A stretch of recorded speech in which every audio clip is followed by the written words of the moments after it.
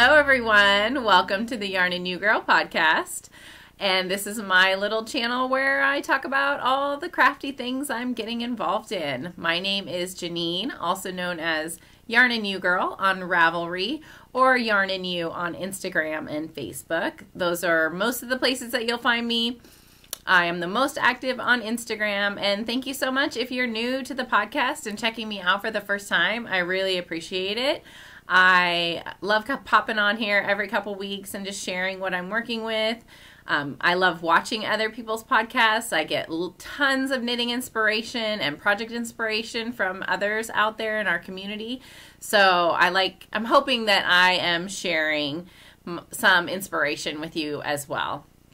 If you like the channel, subscribe or like the video, that would be great. And let's just get started and dive right into some housekeeping things. I have a knit along going on. It is for the That 70s tee. That is my t-shirt design sweater that I put out in April.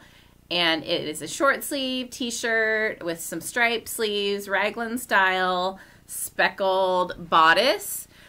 It has been happening and going through the end of June, but here's the deal.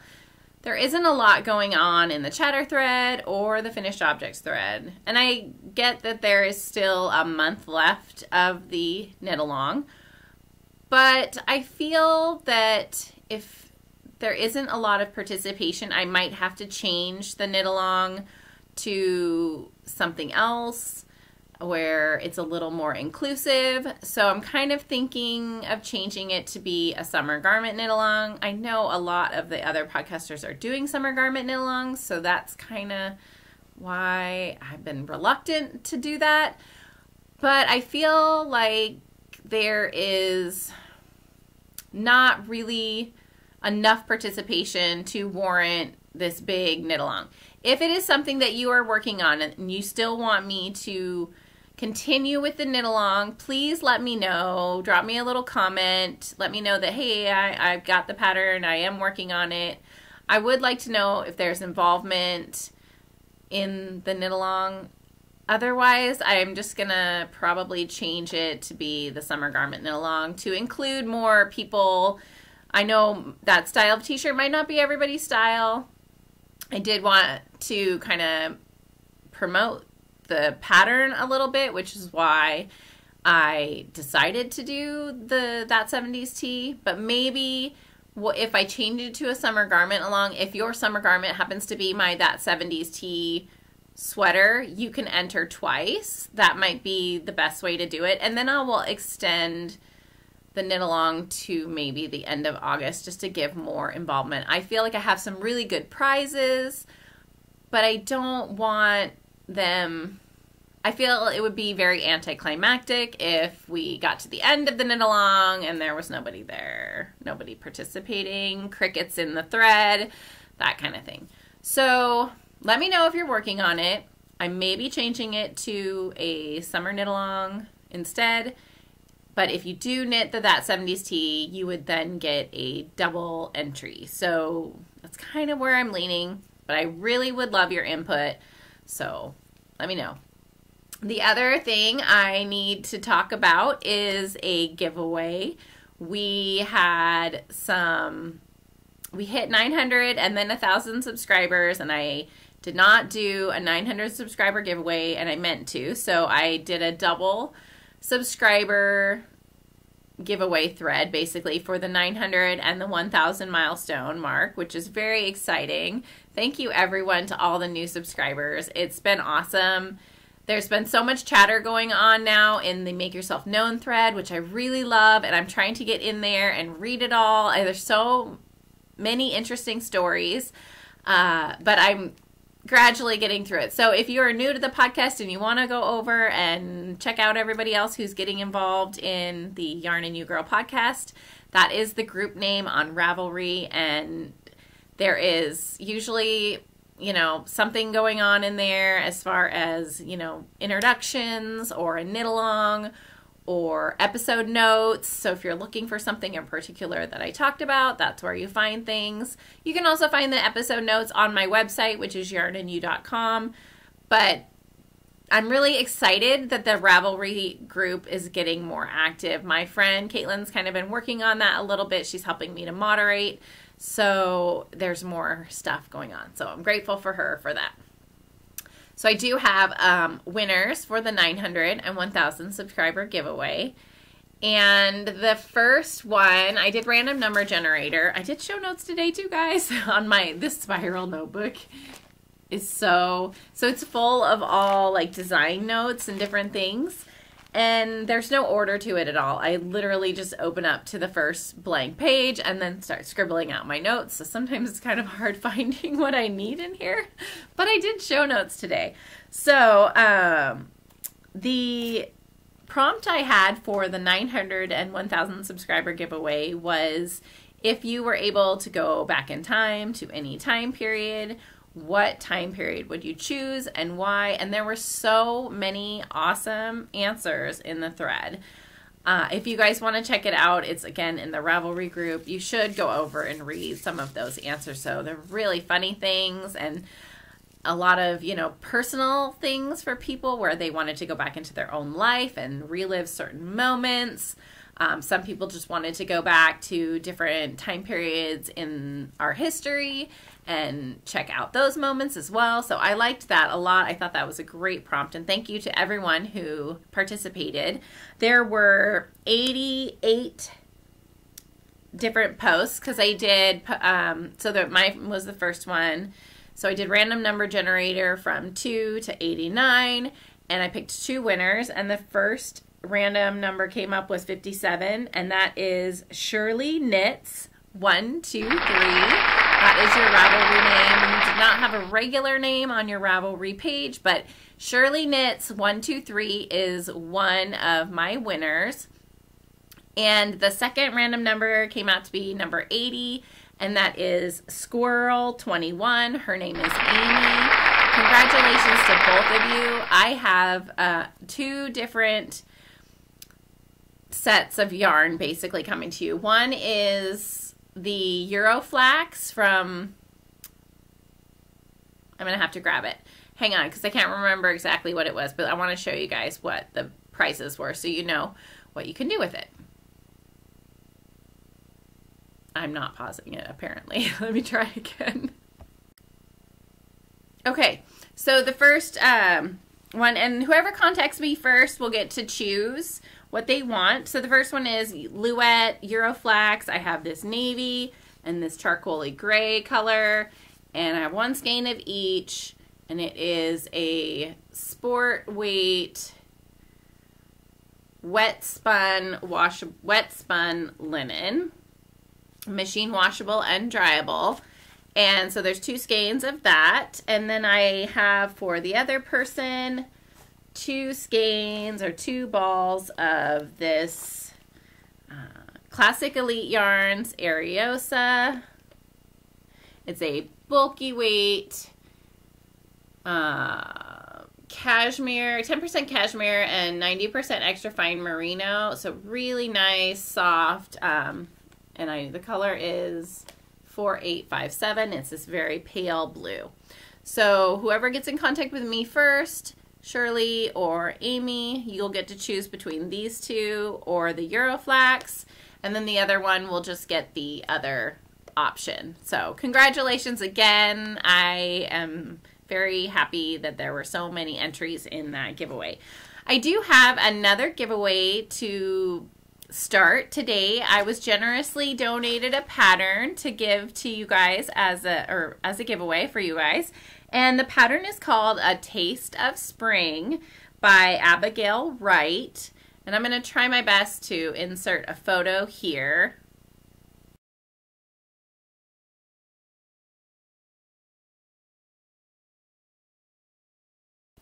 So hopefully I was able to insert a photo for you guys. We'll see. I'm not super good at editing, but we're going to go with it. So A Taste of Spring by Abigail Wright. It's done in a sport weight yarn. It's a cowl.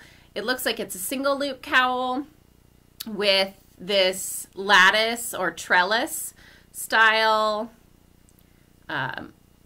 design element on the outside. It's done in sport weight yarn, I believe is what the pattern called for, but I imagine you could probably use any weight yarn you want for the cowl, just depending on what your interests are. So thank you so much, Abigail, for sending that to me and offering it up as a giveaway.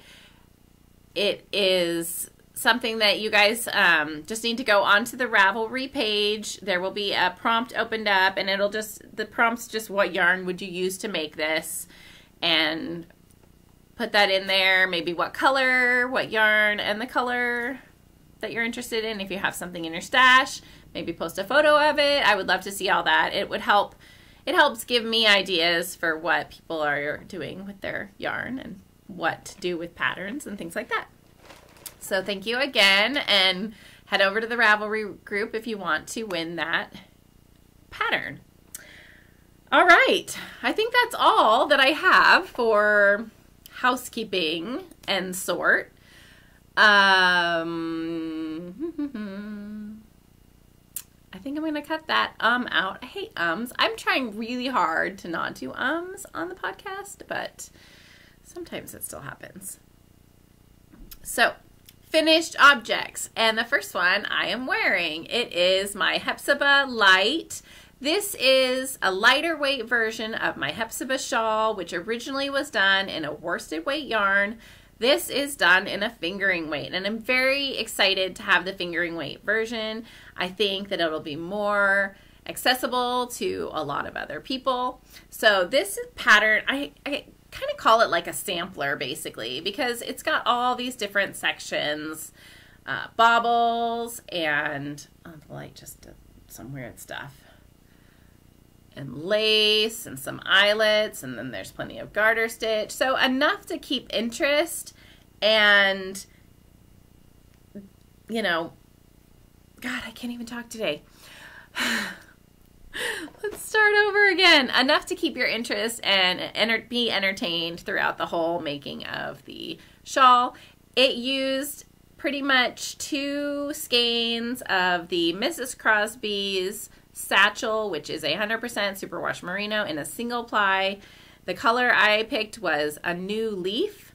It's this beautiful green, and normally I don't go for greens, but since I've been dyeing my hair red, yes, this is fake, it's not real.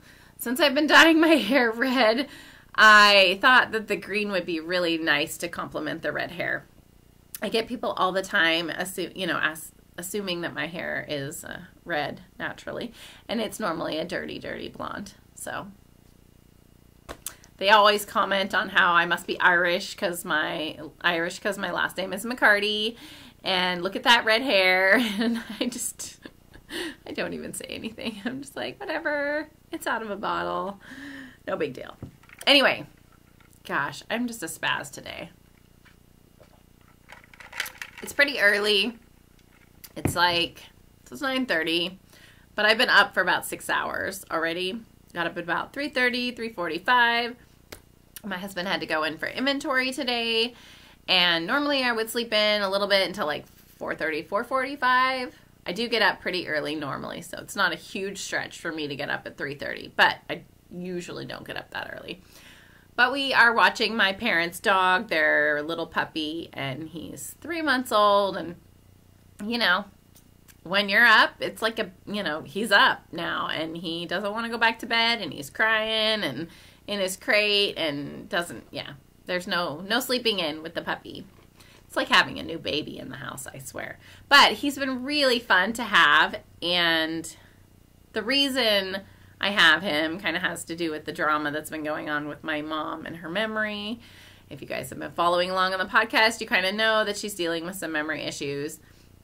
My dad goes away and out of town periodically, and he thought the dog would be great as a companion for her. Well, he's a puppy, and one minute she likes him, the next minute she's like, this is your father's dog, and he's digging up in my yard, and she doesn't remember really from one day to the next that, this is a brand new dog, and she needs to kind of train him. She sort of expects him to know how to do all these things, and he doesn't. He's a very smart dog, and I've enjoyed having him here quite a bit.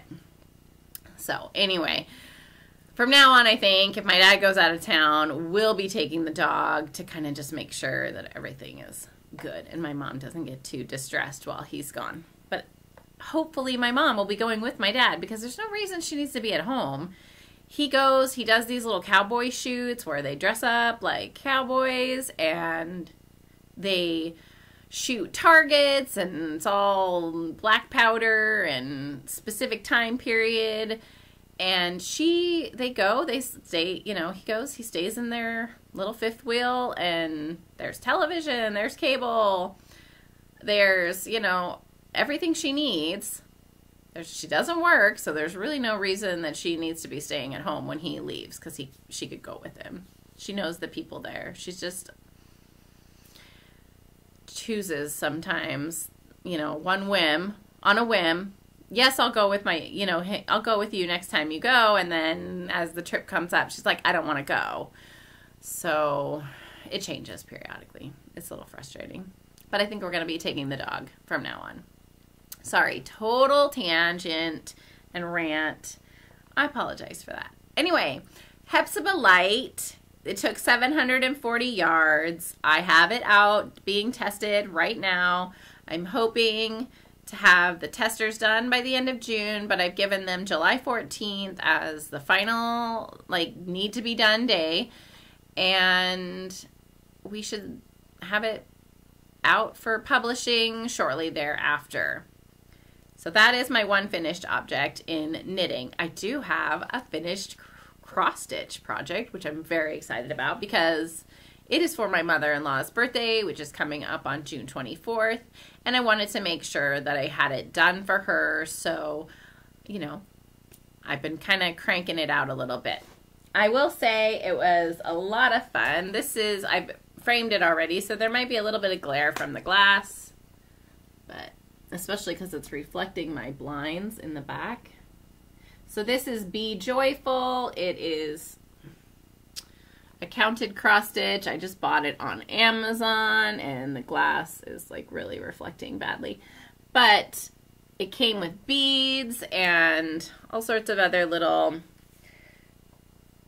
all the thread, excuse me. It came with all the thread. It came with the Aida cloth and a needle. So you had everything you needed. The flower centers and the outside of the flowers have some beadwork. These little guys here, this is all beadwork here.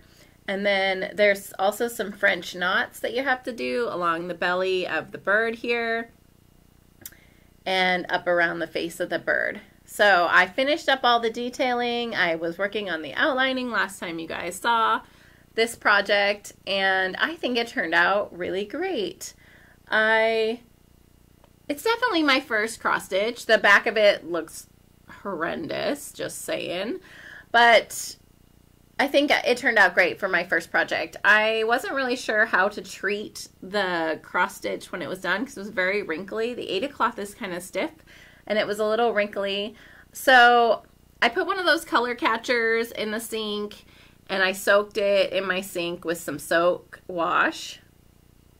I didn't know if it would ruin it or not, and it did fine. And then I laid it out to dry, and then I kind of steamed it a little bit afterwards just to kind of get most of the wrinkles. It is still a little wrinkly, but it's not that bad, and I don't think my mother-in-law will care. It definitely didn't bleed, which I was concerned that some of these darker colors would bleed. But the color catcher, I've been happy with using those. They're by Clorox or something like that, and they're these color catcher sheets that you put in with your wash, and you're supposed to be able to do then darks and lights together, and there should be no bleeding. I don't use them in my actual wash because I have plenty of darks and lights, so separating the laundry doesn't really bother me, but I do use it when I block a sweater now, especially if I'm using something that has striping, or when I wash my socks in the sink, because a lot of times I'll wash multiple colors at the same time, and some of the socks are very saturated, the colors are very bright, and there is some bleeding that happens still in the water, so I don't want that being absorbed into the lighter colored socks. I try to keep them, lights together and darks together, but sometimes, doesn't happen. So I just threw one of those color catcher sheets in there, and that seems to work really well. So I'm very excited to have this done. I happen to have, it was kind of an odd shape frame. You needed a 10 by 10 frame. And I went to Fred Meyer, and all they have were like the 8.5 by 11s, or there's nothing that's square. So then I went on Amazon and looked on Amazon, and I found some things on Amazon, but I remembered that I had bought these 2 frames at Craft Warehouse, and I had made my mother-in-law like a magnet picture type board where you could, it was like metal, and then you could, you know, had made these special magnets out of it. You know, you just did like those glass beads and pictures, and you pressed them with the glue, and you would be able to see the picture through the glass bead. I did some magnets like that a while back, and I gave that to her one year for Christmas. So I had a second one of these, and it was a perfect size for this. So there is just a little bit of cardboard on the back here, and then I masking taped the edges to the back of the cardboard and stretched it as tight as I could, and I think it came out really nice. She can either hang it, or it has a little stand in the back. So I was glad to have that all finished. That, like I said, I got the kit on Amazon. It was not very expensive. I think it was maybe $16 for the whole, all the DMC thread and all the other stuff that you needed. I will say that they did not give you enough black thread, especially because they want you to do back stitch the entire cross stitch to outline things, and I had to dig into my stash of DMC from the other project that I'm working on and bust into that black in order to have enough black to outline that. So I will probably end up having to buy more black for when I get to this new project that I'm working on that I'll show you in Works in Progress, because I might have run out at that point. We'll see. So those are my finished objects. I wanted to have a half object for you, but I lost track of this sock, and I found it just right before we podcast. So this is my mustache yarn in the Apple Picking Colorway, and it's just a plain vanilla sock. I cast on 64 stitches, and I'm using a US size 0. Excuse me, froggy in my throat. It's on her Perfect Pair base, or Must Match, or something like that. And I have another skein, a 50-gram skein of it right here. So I'm getting to that soon. But I took it camping with us because it's kind of mindless and easy, and then when we got back from camping, unpacking and everything, misplaced it. And all week, we went camping over Memorial Day, and all week I haven't been able to work on it because I haven't been able to find it. Now, I just found it this morning looking through things in my yarn room. So sometimes my yarn room gets a little disorganized, and the floor gets quite a mess because things just get placed in areas, and then I kind of have to weave my way, you know, in and out of stuff. But anyway, I found it. I am just about ready to start the toe. I thought I would knit when I was trying it on. I got, you know, into this solid section here, and I tried it on, and I thought, okay, well, I think if I can get through the solid section, then I'll just start the toe in the stripes, and that should be perfect. And it should fit fine. So it's quite snug, I think, because I'm on the zeros. But I like that. I'm not sure if a size 1 would have been better.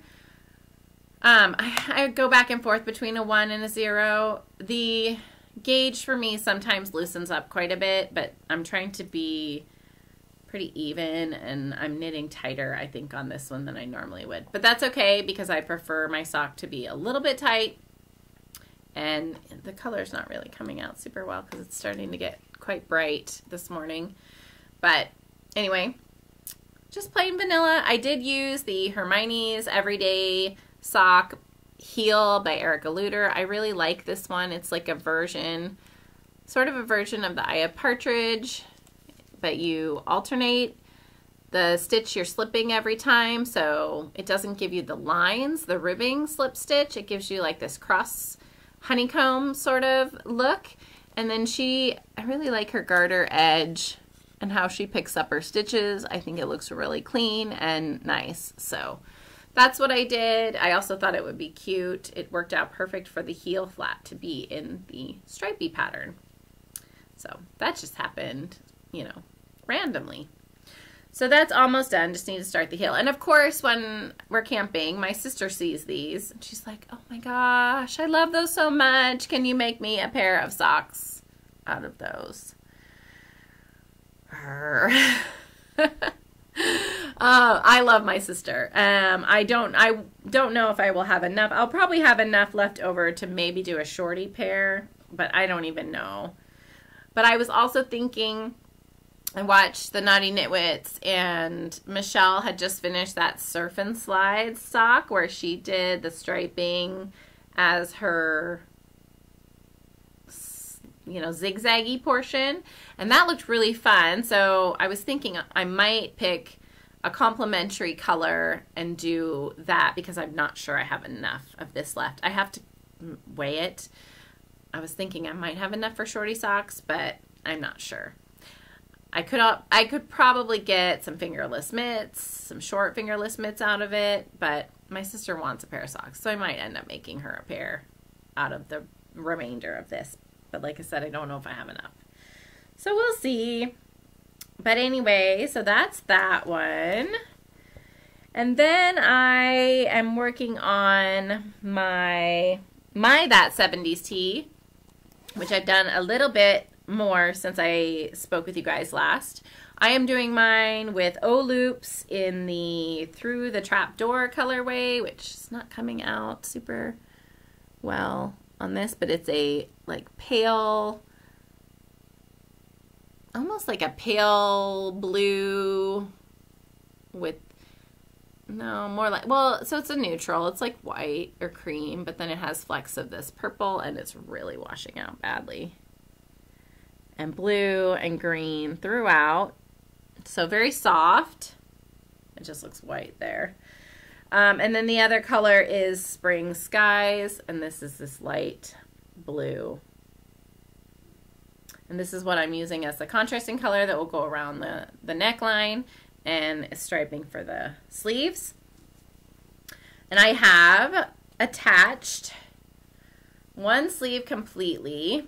There's all these ends that need to be dealt with. Let's see. I have attached one sleeve completely. This is the front.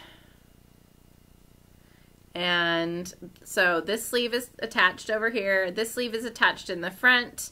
And then I've got it pinned in the back. I still need to attach that side.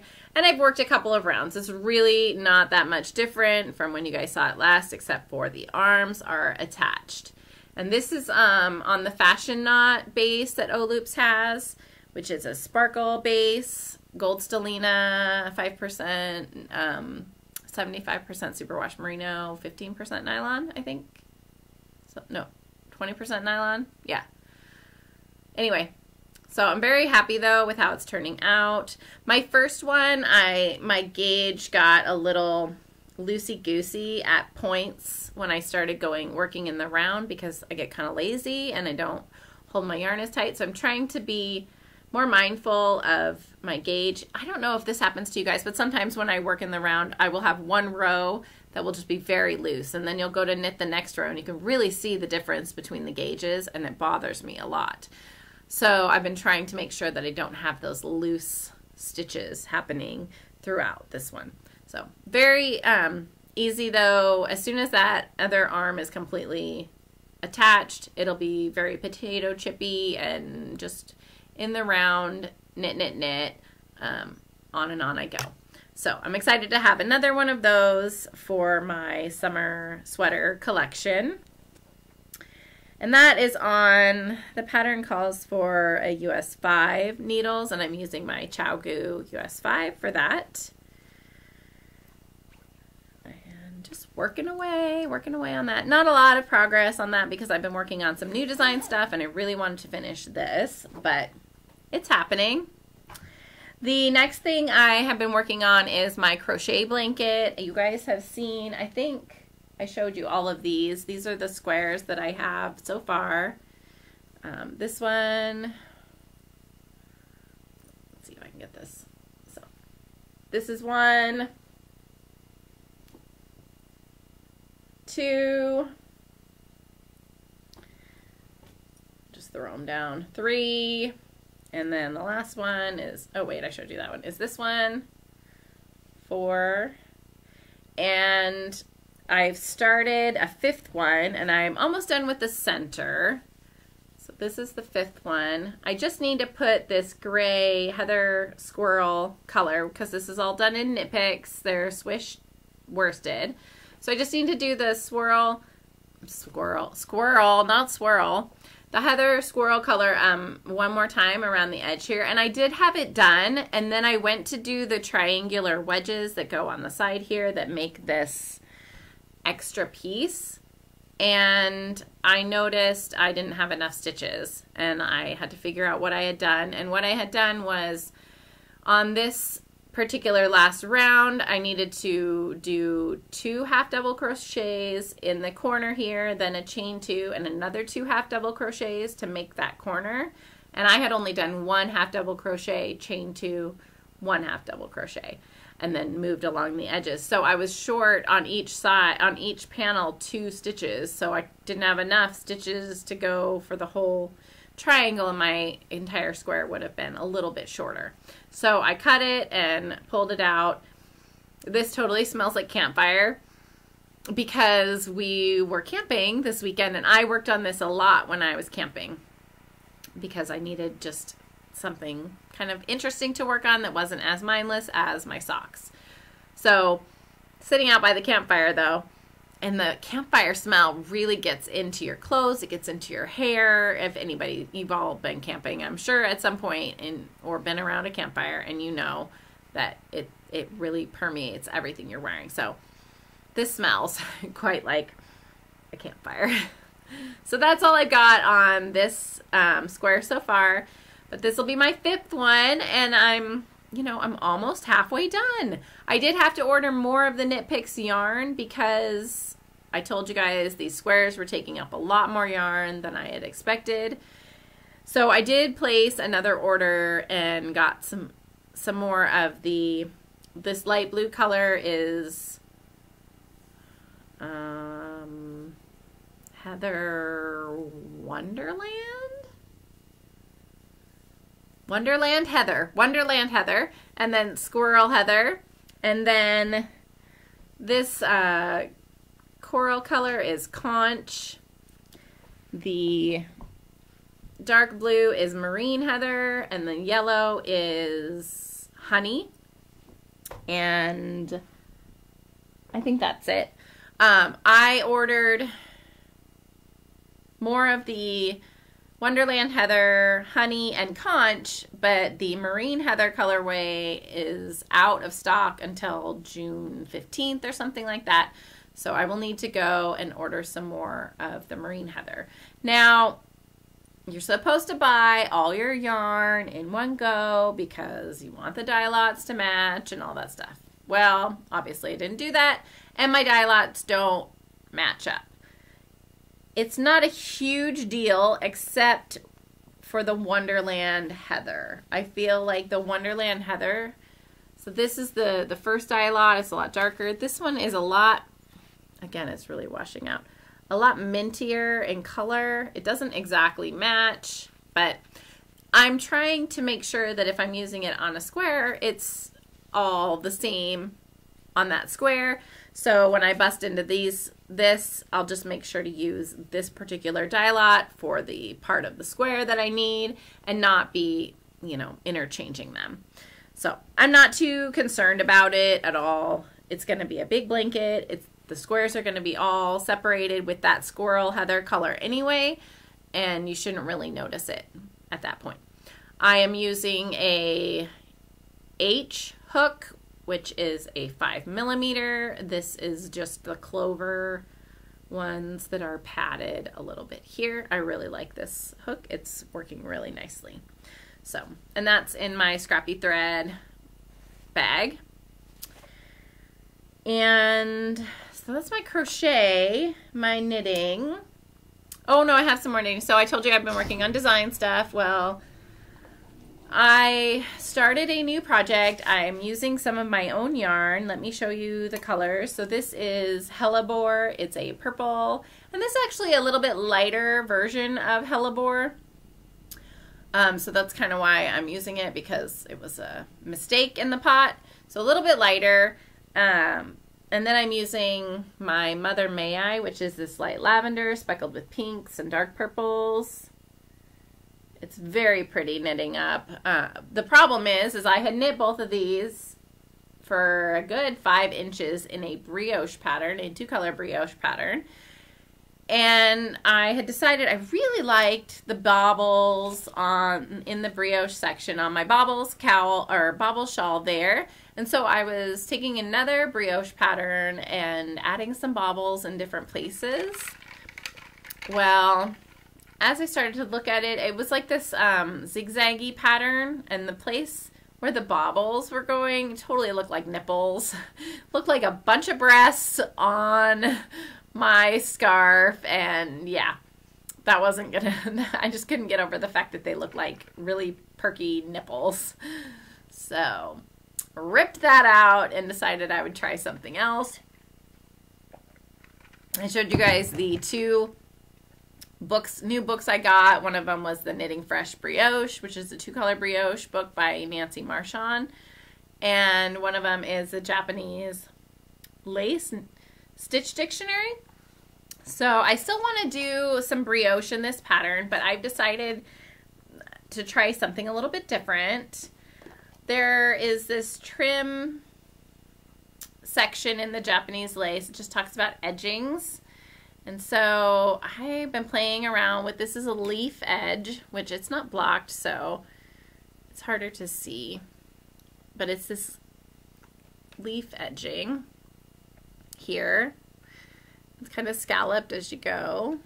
And so I've been doing this really long length of leaf edging, and the plan is when I get to long enough, I will then, I've been slipping these stitches all along this side here. I will then pick up stitches along the slip side. So this will be kind of my decorative edge of the shawl. And then I will be working on decreasing one side to make an asymmetrical triangle. So you basically start at the end and work to the beginning, or how some people, you know, most shawls are knit starting with just a couple stitches. This will be you're knitting the trim, and then you're going to be working your way down from then. So I'm a little concerned I might run out of yarn with the idea that I've got, especially because I've done this trim edge. I'm hopeful it didn't take a ton of yarn. I do need to weigh the skein when I'm done with it. I have a few more repeats of the lace. It's going very fast though, and I really am enjoying it. It's a little complicated. The Japanese Stitch Dictionary only does things in charts, which is fine, except for I got a little confused on the chart for when you do the bind offs here. You end up with a lot of stitches over here, and then you have to bind off some to get down to fewer stitches. And it was a little confusing at that point. But once I figured it out, I've kind of written it out now in longhand. And I think that's a little bit more... The charts are great until you get to that point, and then I was not sure what to do. It's hard to show the bind offs and show how many you need to do, I think, on a chart sometimes. Because you always have to remember that you have that one stitch. Once you've bound off the stitches, you still have one stitch on your needle, on your right hand needle, right? And so you have to count that one stitch as part of the pattern on the chart. And when I was first doing it, I wasn't counting that one stitch.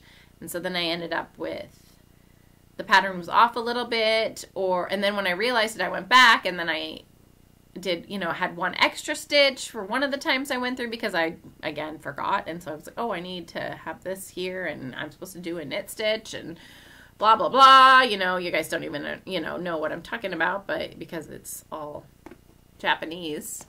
But anyway, I figured it out. And so I've written it all down. Hopefully in the writing it out process, I will make it a little bit more clear for people when they do my pattern. But this is the start. And I've got some ideas of some garter with a little brioche. Another part of it, because I really want to put some brioche in there because I'm loving the brioche. But I don't know how much of that I want to do, or if I'm going to do the whole thing in this partial brioche, double, like 2-color garter striping. So we'll see. It's kind of the plan right now. But again, in the design process, you have something in your head. At least for me, I have something in my head and I knit it out. And then sometimes I'm like, not happy with the way that looks. And so then you tweak it, or as you're knitting it out, you get an idea for something else. Oh, wouldn't it be cool if I did this? So, you know, we'll see. We'll see how it goes.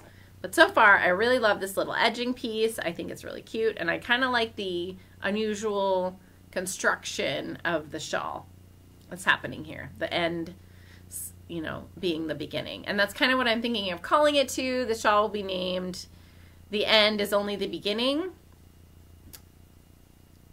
And yeah. So that's that. That's on my rock and roll base, which is a little stellina, silver stellina. Again, 75 superwash merino, 20% nylon, and 5% silver stellina. Just enough little glitter sparkle in there. I'm all about the sparkle right now. So that's one of my kind of projects. I also swatched up in some Elizabeth Lavold Hempathy because I want to do some kind of summer garment, but I'm not sure, you know, how it's gonna go. So I was just playing around. This is a garter and then like this cross hatching type thing. And I was playing around with the lengths of the cross hatching. So here's like really long ones. These are really short ones. And this is the just right ones, I think. So yeah, that is, I want to do something with this Hempathy, which is a cotton hemp modal blend, I think. Let me pull the tag. So 34% hemp, yeah, 41% cotton, and 25% modal. And it's really nice. It's a DK weight, which when I look at it in the actual ball, it doesn't look DK, but as I was working it, I could tell that it was a DK weight. The stitch, you know, working the yarn, it was definitely bigger than I thought it was originally. So that's something I'm playing with. I'm waiting for some design software because generating all the numbers in my head made my head hurt. So, and I'm sure most of the garment designers out there use some kind of design software. So I've purchased Garment Designer by Coachell. I don't know how to say that. I looked at Design a Knit as well. Those were two that were recommended to me. It was a little harder to get Design a Knit, and it seemed like, because I had to go through a special distributor. So I just bought the Garment Designer one, and then I watched some of their videos, YouTube videos, and it seemed easy to work out. So we'll see. It's for sewing garments and knitting garments, and I'm hopeful that it has enough, you know, on there that I'll be able to use it, because I really want to do more sweaters. I can do my own size just fine, but coming up with all the numbers for everybody else just really makes my head hurt. So I want to make sure that I do it right and have a sweater that will fit at least standard measurements for people. So that's what I'm waiting on. And then I'll be working on some kind of linen or hemp top that's loose and airy for summer. Although by the time I get done with it, it will be winter time because, you know, I'm behind the times all the time. So it'll be better for like next season, but we'll see. So that's all the knitting that I've done. I've been working a little bit on my cross stitch, my Into the Jungle cross stitch. And let me show you that. So I also bought, I told you guys I bought a Q-snap. Sorry, there's my forehead. I bought a Q-snap, a little, like, this is a 6-inch one. I did not realize this was this small. I have like an 8-inch one and it seems a little too big. I don't know. Maybe I have a 10-inch one, but this was a little too small again, and I don't really like this one. So I've just been using my standard embroidery hoop here. And I'm actually like the way this is holding it, so I'm just happy to stay there. So I finished the first one here, and then I've started, this is February's block, and I'm really behind because, you know, it's June now, and they just put out their June block. But the 2 cans is February, and so I started that. And it's looking really nice so far. This is the Into the Jungle by the Frosted Pumpkin Stitchery. It's a sampler that is all sorts of animals, a mystery kind of stitch along. And Candace from the Pin Feathers and Pearls podcast originally was the one who kind of showed this and got me inspired to do it. I don't know if I will keep it or gift it. It's been really fun to stitch though. And it comes with quite a few needles in the pack, in the kit. So the kit came with the linen. This is a Lugana linen, and 28 count, I think. It came with all the DMC thread, and again, that's where I stole the black for my other one. And it came, you know, you get all the stuff with it, basically. So I've actually, on this square, because there's so many different little colors, and I was threading those teeny tiny needles, oh my gosh, it's ridiculous. I decided I would thread up a couple colors at a time, and then I'll work one section with one color, and then I'll put that aside on my little stitch holder here, or my needle minder here, and then I'll work another color, and I'll go through a few colors before I decide to put new thread. I have like 4 needles that I'm kind of working on now. So we'll see. I like it though. It's fun. It's a little different. It gives me something different to work on when my hands are bothering me, which, you know, sometimes they do when I knit too much. So that is that for all the stuff that I've been crafting on. I do have one acquisition. I told you guys I bought a bunch of the Knit Pick stuff, which you don't need to see that. It's the same stuff I'm making those crochet squares out of, and you've seen all that before. But I did decide to purchase the Pom Pom Quarterly magazine. I ordered a subscription of it. And the reason I did that was because there were a couple cool tops in this one that I really thought I would enjoy. And so one of them is this one. It's late. I don't want to show you guys all the stuff here. It might be kind of hard to show. Let's see. Laden. So I really like this one. I was thinking using Hempathy for this one as well. And it's by Natalie Sells. And then the other one that I really liked, it's all about stripes. This particular publication, whatever, I can't even think of the right word. It's not even that. That's not even the word I want. But anyway, whatever. And then I liked this one too, this Riley top. Let's see if there's a better picture. Oh yeah, here we go. This is where I should have been going. I don't want to show you guys the whole like pattern scheme.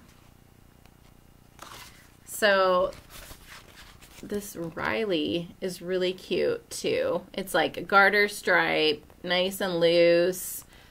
Just looks very flattering, and I think it would be easy and fun to knit. So those are the two in this magazine. This particular edition, that's the word, edition, that I am thinking of making.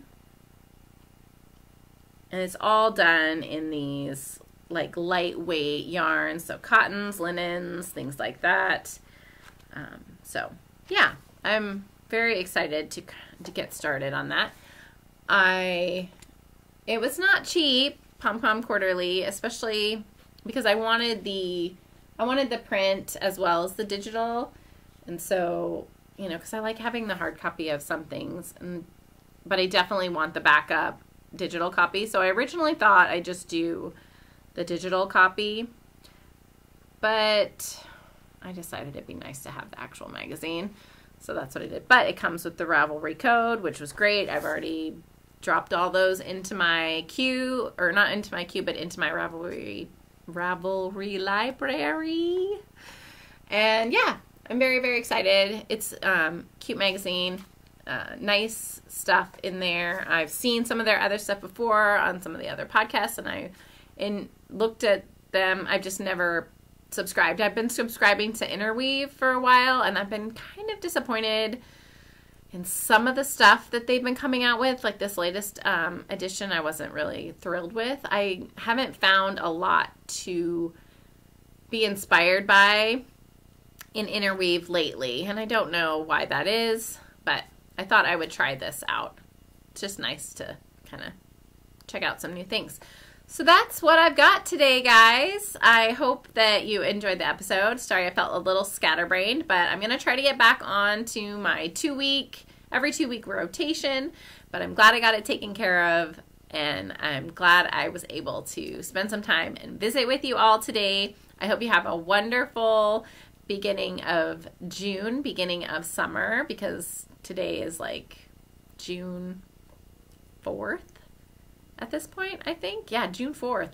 It's crazy. I cannot believe how much of the year has gone by. So we're getting close to the end of the school year. I hope you're all geared up for the summer, ready for all those kids to come home if you have kids, and to deal with all the craziness.